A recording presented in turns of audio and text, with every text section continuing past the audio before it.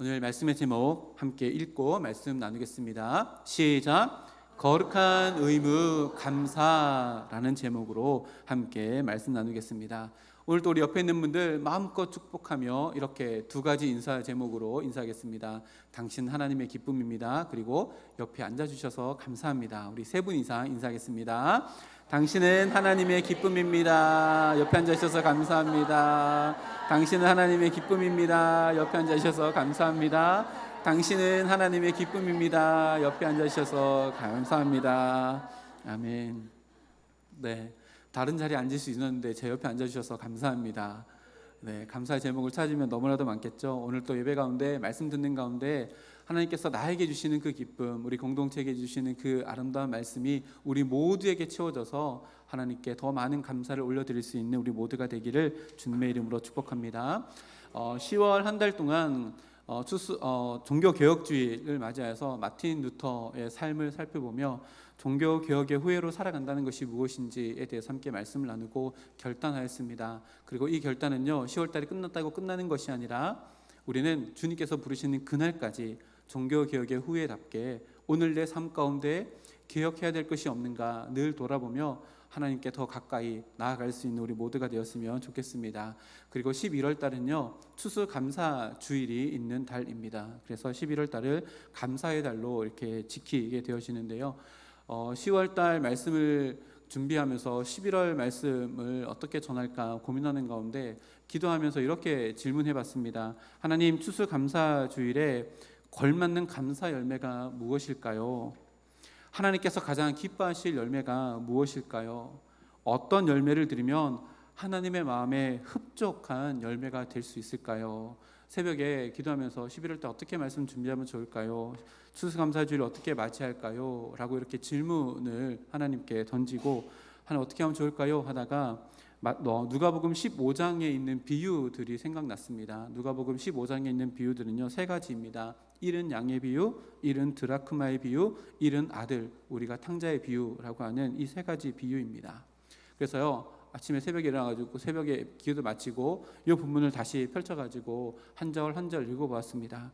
그리고 각각의 비유의 결론의 말씀을 이렇게 정리해봤는데요. 첫 번째 비유의 결론이요, 누가복음 15장 7절 말씀입니다. 한번 같이 읽어볼까요? 시작.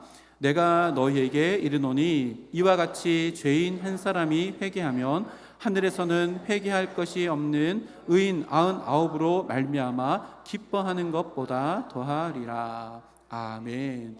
이것이 첫 번째 비유의 결론의 말씀이고요.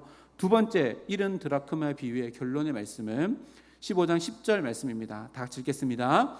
내가 너희에게 이르노니 이와 같이 죄인 한 사람이 회개하면 하나님의 사자들 앞에 기쁨이 되리라. 아멘. 이것이 두 번째 결론이고요. 세 번째 비유의 결론, 돌아온 탕자의 결론입니다. 제가 읽어드릴게요. 31절 말씀에 아버지가 이르되 예, 너는 항상 나와 함께 있으니 내 것이 다 내 것이로되 32절 말씀 우리 같이 읽겠습니다. 시작. 이 내 동생은 죽었다가 살아났으며 내가 잃었다라 얻었기로 우리가 즐거워하고 기뻐하는 것이 마땅하다 하니라. 아멘. 이 모든 세 가지 비유의 결론이요, 동일합니다. 한 가지입니다. 돌아오고 되찾은 것에 대한 기쁨. 그래서 제가 추수감사주일 이 감사의 달 어떻게 보낼까요? 하나님께 질문을 던지고 이것을 우리 교회에게 또 저에게 주시는 메시지로 들었습니다. 그래서 하나님께서 가장 기뻐하시는 것은 잃어버린 것을 되찾는 기쁨, 이 열매를 하나님께 올려드려야 되겠다라는 마음의 고백을 하고 11월 한 달 동안 감사의 말씀을 또 준비하고 또 우리 올 한 해 한 번밖에 없는 이 추수감사주일을 전교인 결석 없는 주일로 지켜서 우리 한 사람 한 사람이 감사의 열매가 되며 그렇게 결단하고 기도하고 그 열매를 하나님께 올려드렸으면 좋겠다라고 해서 우리 지난주에 구역장 우리 권사님들과 당의원들 교육자들이 함께 모여서 11월 16일 날 우리 추수감사주일 날 그동안 못 나왔던 우리 성도님들 또 나오셨지만 퐁당퐁당 개구리 신앙 하셨던 그런 분들 다 함께 모여서 이날은 하나님께 감사의 열매를 한 영혼 한 영혼 주님께 돌아온 영혼들을 하나님께 감사의 예물로 올려드리는 예배를 드리자라고 이렇게 함께 이야기를 나눴습니다. 이 아름다운 사역 가운데 우리 온 성도님들 다 함께 동참해 주셔서요, 우리 구역장에게 맡겨놓지 마시고 우리 구역원들 가운데 그동안 잘 못 나왔던 분들 있으면 전화하시고 만나시고 우리 그날 함께 예배드리자라고 해서 11월 16일 날 우리 추수감사주일 날 다 함께 나와서 가장 하나님께서 기뻐하시는 잃어버린 것을 되찾는 그 기쁨을 하나님께 예물로 안겨드릴 수 있는 우리 성서 중학교 모든 권속들 되기를 주님의 이름으로 축복합니다. 그래서 오늘은요, 함께 감사의 달을 맞이하면서 첫 번째 주일로 거룩한 의무 감사라는 제목으로 함께 감사에 대해서 은혜 받고 또 도전 받으려고 합니다. 먼저 15절, 16절, 17절 말씀을 보니까요, 반복되어지는 명령이 있습니다. 그것이 바로 감사의 명령인데요, 15절 하반절에 보니까 너희는 또한 감사하는 자가 되라. 16절 하반절에 감사하는 마음으로 하나님을 찬양하라. 17절 하반절에 하나님 아버지께 감사하라. 세 번 명령어 감사하라 라고 하는 명령이 기록되어 있습니다.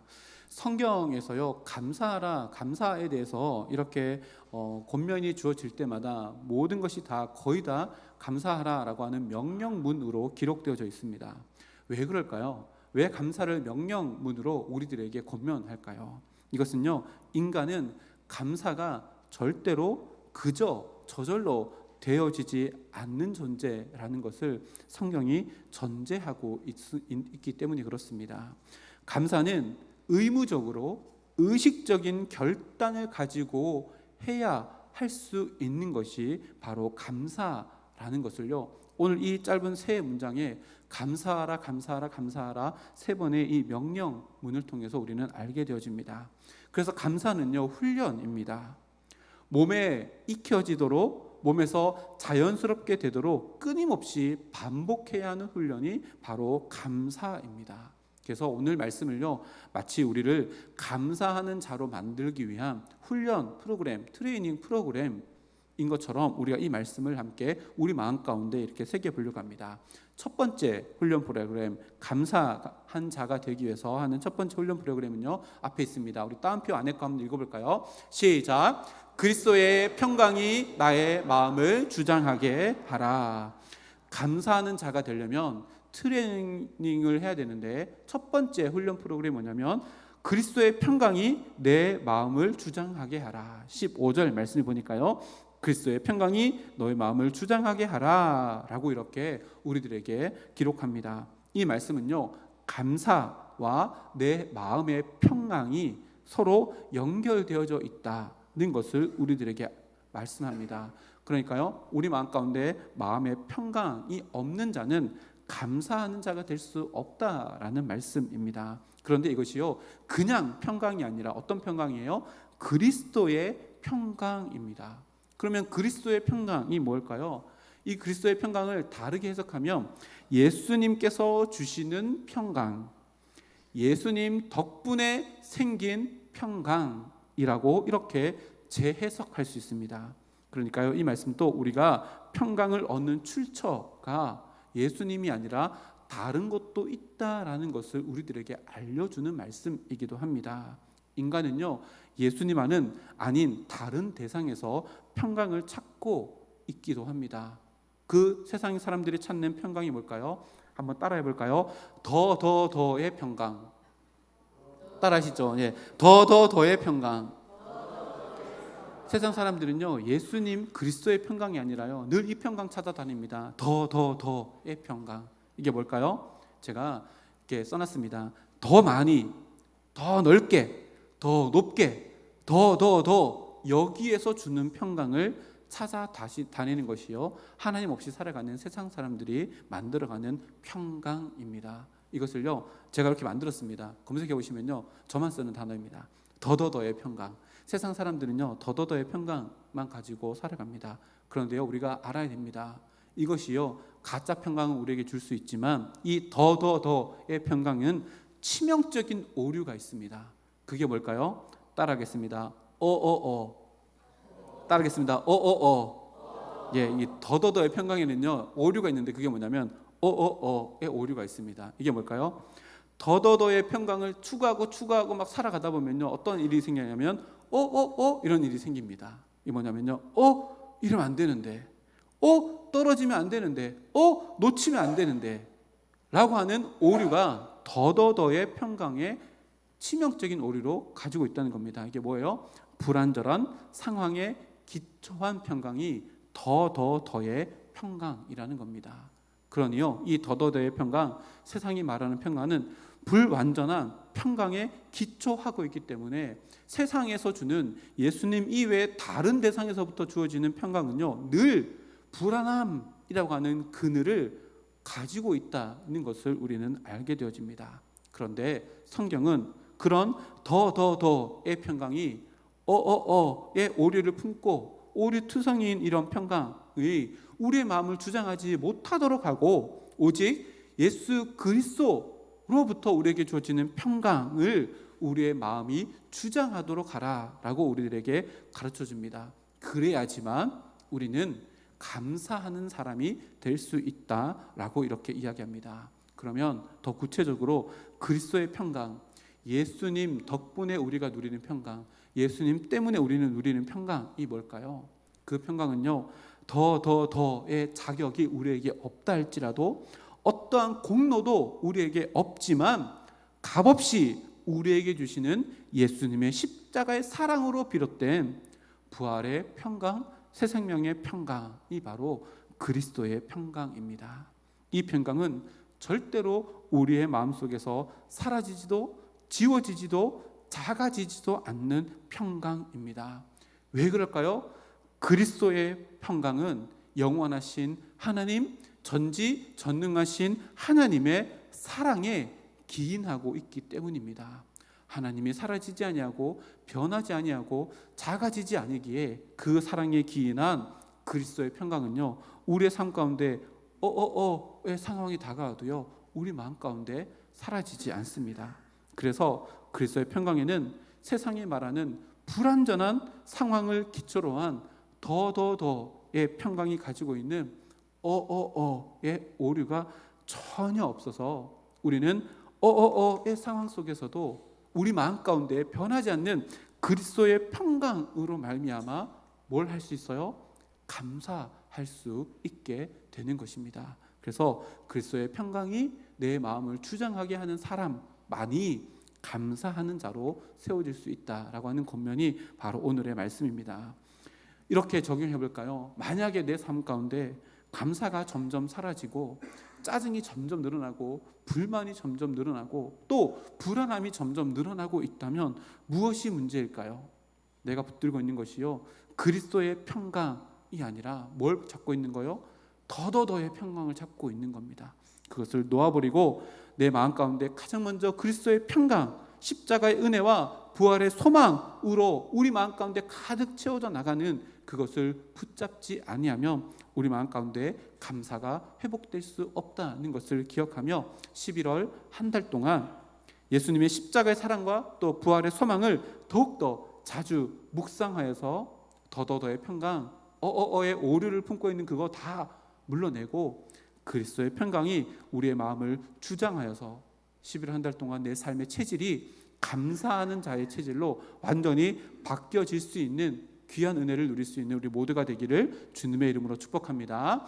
우리 앞에 있는 거 한번 읽어볼까요? 한 장 넘기시면 한번 읽어보겠습니다. 시작.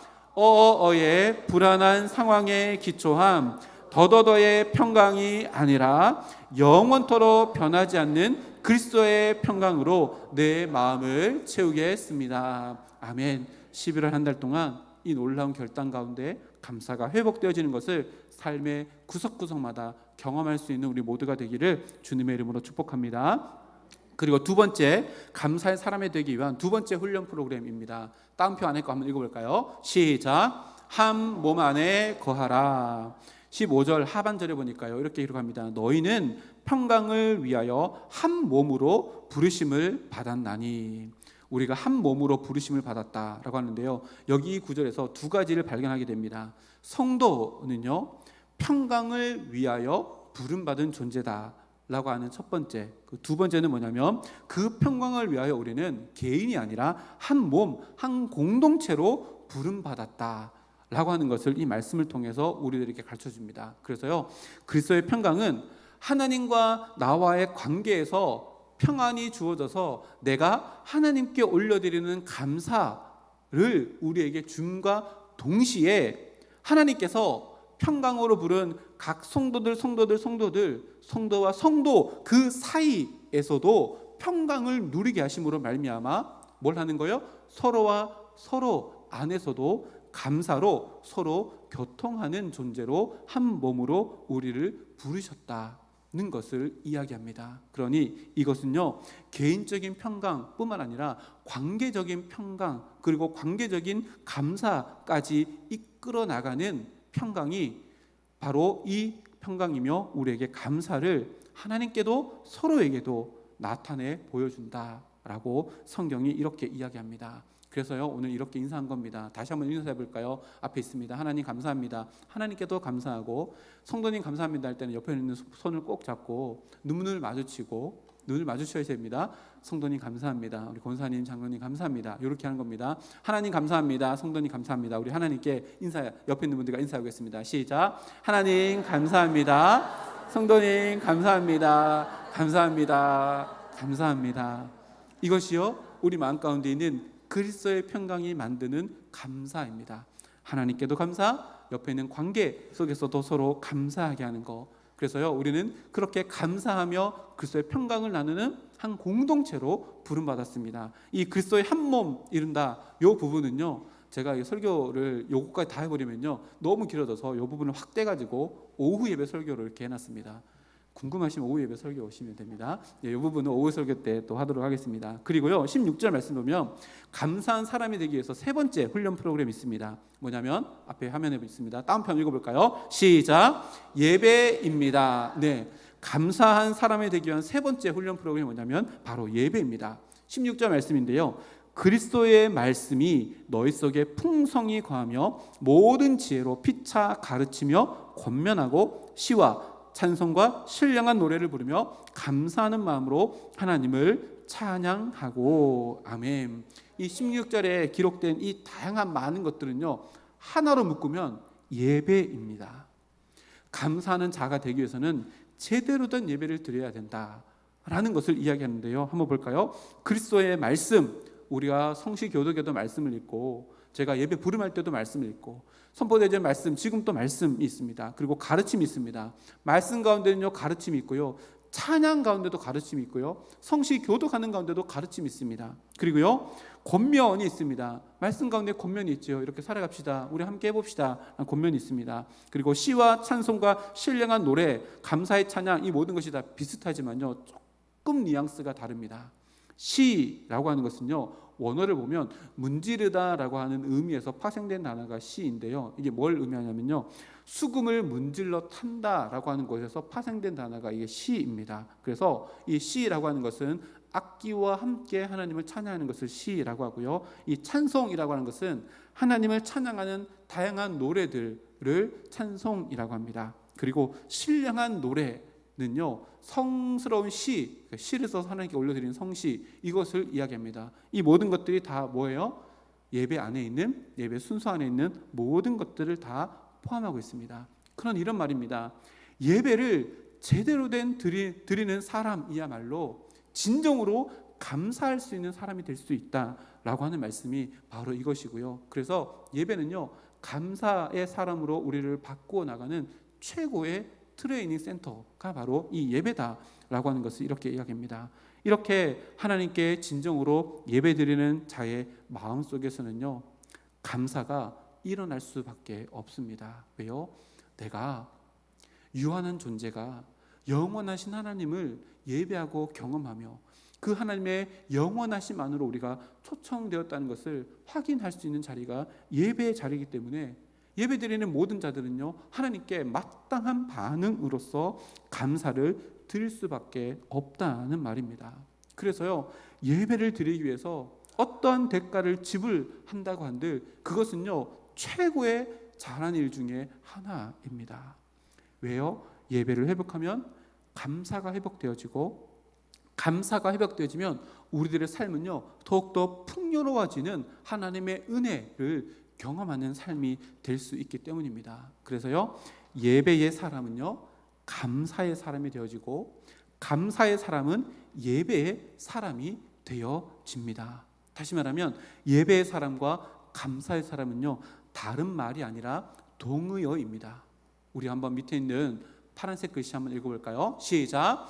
예배의 사람이 됩시다. 감사의 사람이 됩시다. 아멘. 우리가 예배 드린다는 것은요, 감사를 훈련받는 겁니다. 우리가 감사한다는 것은요, 그 자체가 이미 예배입니다. 왜요? 감사는 누구에게 올려드리는 거예요? 하나님께 올려드리는 것이기 때문에요, 감사가 곧 예배고요, 예배가 곧 감사가 되어집니다. 그래서 예배하는 자가 되어지고 감사하는 자가 되어져서 우리의 삶의 모든 일거수일투족이 하나님께서 기뻐하시는 제물이 되어지는 복된 삶 되기를 주님의 이름으로 축복합니다. 그리고 네 번째입니다. 감사 훈련 프로그램 네 번째, 앞에 있습니다. 파란색 글씨 한번 읽어볼까요? 시작. 일상생활에서의 두 가지 지침입니다.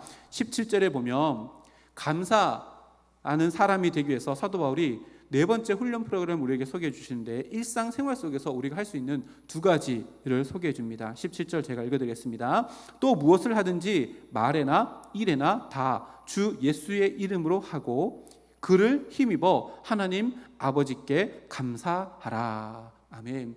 16절에서는 예배였잖아요. 근데 17절 그 밑에 절에서는 예배 아니라 예배 자리가 아닌 다른 일상의 자리에서 어떻게 감사의 사람으로 살아갈 수 있는지, 어떻게 훈련할 수 있는지를 우리에게 가르쳐 줍니다. 우리 신앙생활을 잘 한번 생각해 보십시오. 신앙생활이 시간이 100%라고 하면 그 100% 중에요, 교회 안에서 보내는 시간은요 5%에서 10%도 채 안 됩니다. 그 이외에 90%, 95%는요 다 어디에서 보내요? 예배 자리가 아니라 예배 밖, 세상의 자리, 우리 일상의 자리에서 우리는 신앙생활을 합니다. 그러니까요, 퍼센테이지를 따지면 신앙생활의 대부분을 우리는 세상 속에서 합니다. 그러니 세상을 외면한 사명은 있을 수 없습니다.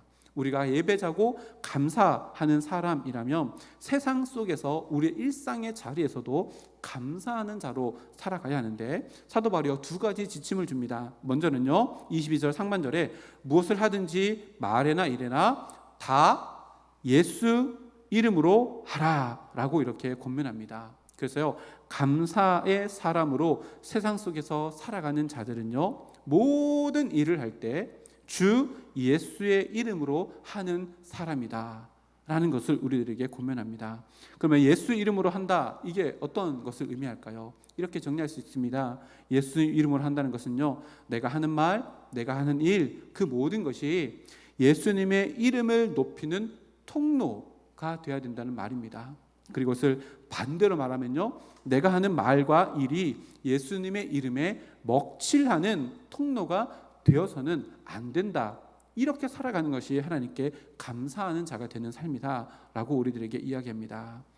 고린도후서 5장 20절의 말씀을 보면요, 사도 바울이 우리를 그리스도의 사신이다 라고 이렇게 이야기합니다. 우리가요, 그리스도의 사신이 되었습니다. 사신은 어떤 거지요? 자기를 보낸 자의 이름의 영광을 대신해서 드러내는 사명을 가진 자가 사신입니다. 그러면 우리가 예수 그리스도의 이름으로, 그리스도의 사신으로 이 땅 가운데 살아간다는 것과 우리가 감사하는 사람이 된다는 것이 어떻게 이렇게 연결되어지고 매치가 될 수 있을까요? 아니, 예수님의 이름으로 사는 것과 감사하는 인생이 어떻게 매치가 될까요? 예수님 이름으로 사는 것은 그냥 이름으로 사는 건데 이게 왜 감사하는 사람과 연결되어질까? 예수님의 이름으로 산다는 것은요, 우리를 보내신 예수님이 어떻게 사셨는지를 찾아보면 이것을 해결할 수 있는데요, 예수님의 일상의 자리에서 예수님은요 늘 하나님께 감사를 올려드리는 일상을 살았다는 것을 우리는 사복음서의 구석구석에서 발견할 수 있습니다. 가장 먼저는요, 요한복음 11장 41절 말씀을 보니까 제가 읽어드리겠습니다. 돌을 옮겨 놓으니 예수께서 눈을 들어 우러러보시고 이르시되 아버지여 내 말을 들으신 것을 감사하나이다. 어떤 상황일까요? 요한복음 11장은 나사로가 무덤에서 나오는 기적이 있었던 사건입니다. 근데 이 사건이요, 이 41절 말씀에 예수님께서 하나님께 감사하셨는데 나사로가 무덤에서 나오기 전에 하신 말씀입니다. 그러니까요, 예수님은 나사로를 살리기 전에 이미 하나님께 먼저 감사의 기도를 올려드리는 일상을 살았다는 것을 우리들에게 보여줍니다. 이것을 선제적 감사라고 합니다. 이루어지지 않았지만 이루어짐을 믿고 확신하여서 먼저 올려드리는 감사를 예수님께서 드렸다는 겁니다.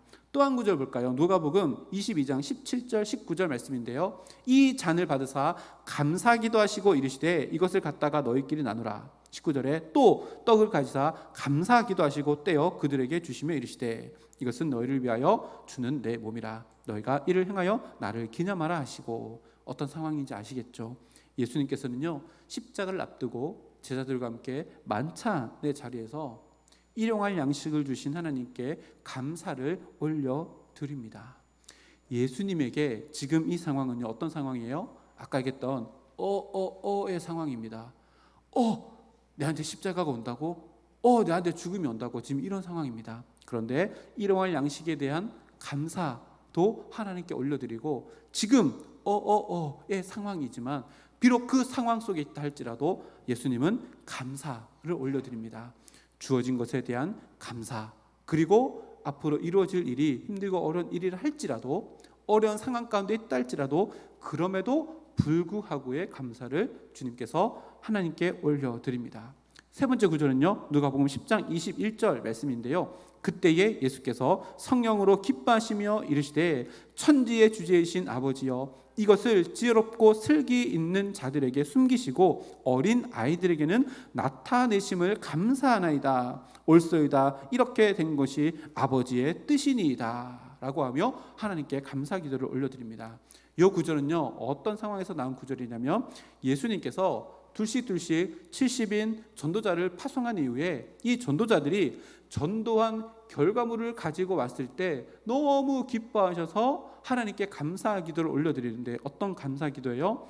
하나님의 뜻이 전도자들의 전도를 통해서 어린 아이의 심정을 가지고 있는 그들에게 하나님의 나라가 만들어지고 하나님의 뜻이 나타나게 되었다라고 하는 것에 대한 감사입니다. 그러니까 이 감사는요, 하나님의 뜻이 이 땅 가운데 이루어지는 것을 보고 하나님께 올려드리는 감사입니다. 정리해 볼까요?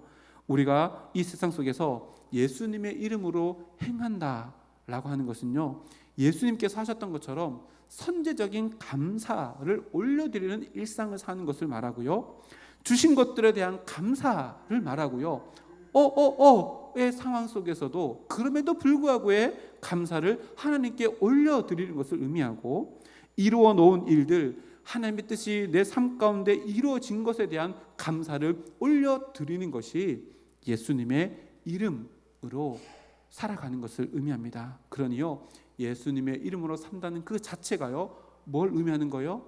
감사의 삶을 산 것을 의미한다는 겁니다. 우리가 예수님으로 삽니다. 예수님께서 이름으로 산다는 것은요, 예수님께서 그러셨던 것처럼 나도 감사의 인생을 살겠습니다 라고 결단하는 겁니다. 그리고 두 번째 권면은요, 우리가 감사의 사람으로 일상의 삶의 자리에 갈 때 이렇게 살아가야 된다. 두 번째는요, 그를 힘입어서 살아가라 라고 이렇게 이야기합니다.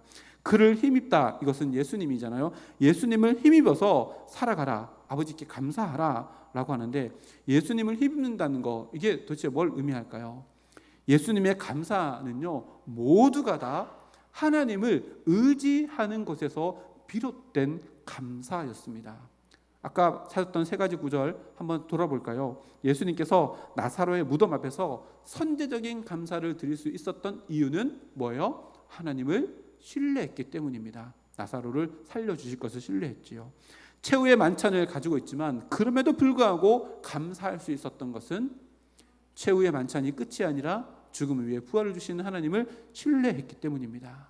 그리고 70인의 제사들의 파송된 이후에 그들이 가지고 나온 결과물로 하나님께 감사한 것 역시도 하나님은 이 땅에 하나님의 뜻을 이루어 나가시는 분이라고 하는 신뢰에서부터 비롯된 것이 바로 예수님의 감사입니다. 그러니요, 예수님은요, 이 땅에 오시는 그 순간부터 지금까지도 철저히 하나님을 의지하는 삶을 살아가셨고, 그런 하나님의 의존적인 신앙은요, 필연적으로 하나님을 향한 감사로 연결되어졌다는 것을 예수님의 삶을 통해 우리들에게 보여줍니다. 그래서요, 예수님은 우리에게 감사의 본을 보여주셨고 우리를 그 감사의 인생으로 초청하고 계시는 말씀이 바로 오늘의 말씀입니다. 이 예수님의 초청에 아멘으로 우리의 삶 가운데 응답할 수 있는 우리 모두가 되기를 주님의 이름으로 축복합니다. 성경에서요, 우리가 감사의 사람이 되어야 된다라고 오늘 말씀에 우리들에게 명령합니다. 그래서요, 감사는 우리에게 주어진 거룩한 의무가 되었습니다. 이게 의무라고 해서 부담감으로 다가온다면 정상입니다. 부담감이 있어야지요. 근데요, 의무가 하는 역할이 뭘까요? 그 사람의 존재됨을 가장 확실하게 드러낼 수 있는 통로가요, 그 의무를 감당하는 모습입니다. 이렇게 우리의 존재됨과 의무는요, 서로 연결되어져 있습니다. 우리의 입술에 하나님을 향한 감사가 떠나지 않으면요, 세상 사람들은 우리가 하나님의 자녀로 인식하고 바라보게 될 것입니다. 이번 한 주간 혹여나 우리의 삶 가운데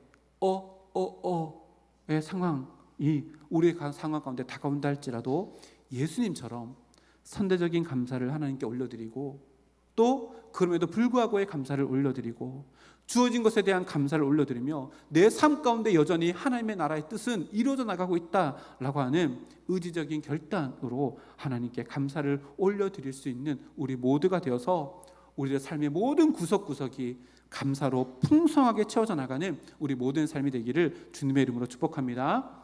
성경을 보면요, 재미있는 게 있습니다. 우리가 예수님을 알고 하나님을 알고 하나님께 경배하며 나아갑니다. 근데요, 성경을 보면요, 귀신도요 하나님을 압니다.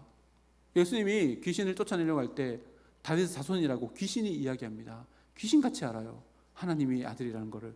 마귀도요 하나님을 압니다. 하나님의 아들도 압니다. 그래서 마귀가요 공생을 시작하기 전에 예수님을 하나님의 아들이심을 알고 광야에서 시험하잖아요. 그래서요, 우리도 하나님을 알고 마귀도 귀신도 하나님을 압니다. 우리도 하나님을 두려워하고 하나님을 경배합니다. 근데요, 마귀도 귀신도 하나님을 두려워하는 마음이 있습니다. 그러면 마귀와 성도가 구별되어지는 게 뭘까요? 바로 감사입니다. 성경을 아무리 찾아봐도요, 마귀가 하나님께 감사했다는 내용은 한 번도 없습니다.